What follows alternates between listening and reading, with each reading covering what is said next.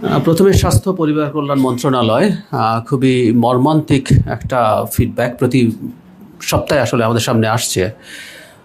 গতকালের খবর হচ্ছে হাম এবং এর উপসর্গে আমরা কথার মধ্যে একটু টেকনিক্যালিটিস আছে। আপনারা জানেন যে ৩০০ জনের বেশি শিশু মারা গেছে, গতকাল সংখ্যাটা ৩০০ ক্রস করেছে। খুবই মর্মান্তিক ব্যাপার।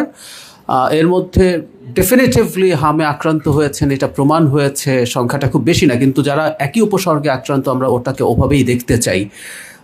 আমরা খুবই দুঃখ প্রকাশ করছি, কারণ আক্রান্ত শিশুরা যখন নিউমোনিয়ায় আক্রান্ত হয়ে যান বাংলাদেশে সেই পরিমাণ সাপোর্ট দেওয়া কঠিন হয়। আইসিইউ সাপোর্ট, বিশেষ করে শিশুদেরকে আইসিইউ সাপোর্ট দেওয়া। একসাথে অনেক বেশি রোগী আসছেন এবং অনেক সময় আমাদের দেশে এটা হয়েছে, রোগীরা অনেক দেরি করে হাসপাতালে আসছেন। আমি এই ব্যাপারে ব্যক্তিগতভাবে খোঁজ নেওয়ার চেষ্টা করেছি। আমরা খুবই দুঃখ প্রকাশ করি। এর মতো মর্মান্তিক কিছু হতে পারে না। আমি আগের দিনও বলেছি, একটা প্রিভেন্টেবল ডিজিজে একজন শিশুর মৃত্যু আসলে আমরা পছন্দ করি না, নিতে পারি না, নেব না। একটা ব্যাপার একটু যোগ করা দরকার, সেটা হচ্ছে একটা আপডেট টিকার ক্ষেত্রে। হাম রুবেলা টিকাদান ক্যাম্পেইন এই পর্যন্ত 6 মাস থেকে 5 বছর কম বয়সী, 5 বছরের কম বয়সী 1,61,00,000 শিশু টিকা পেয়েছে, যা লক্ষ্যমাত্রার 89%। আগামী কয়েকদিনে শতভাগ লক্ষ্য অর্জন করা যাবে।